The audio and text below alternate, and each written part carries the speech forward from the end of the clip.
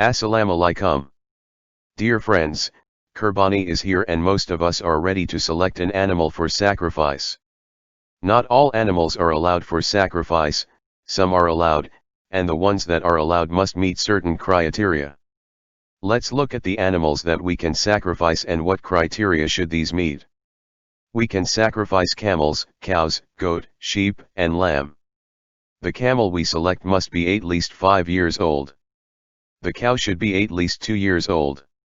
Goat, sheep, and lamb must be at least 1 year old. If the selected animal is less than the minimum age specified, then the sacrifice will not be accepted.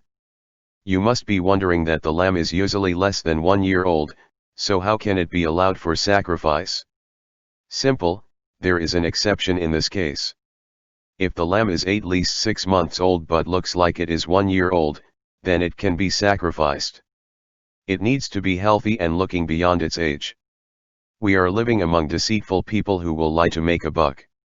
Unfortunately, the animal owners mostly lie about the age of the animal, thus we have to check the age by looking at the teeth of the animal.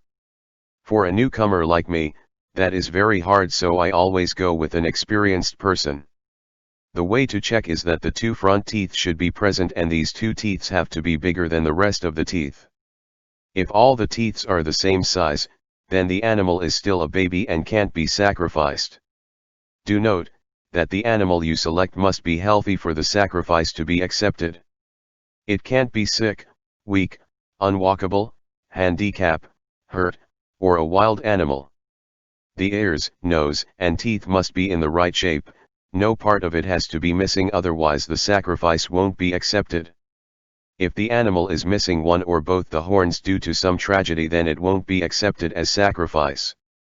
The only exemption is that if the animal is born with defect having no horns, then it will be accepted as sacrifice.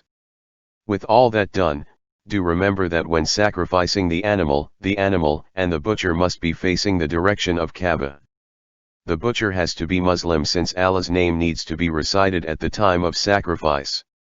Once the animal is sacrificed, and the meat is ready for distribution, remember that it can be only given to Muslims. May Allah bless us and accept our sacrifice.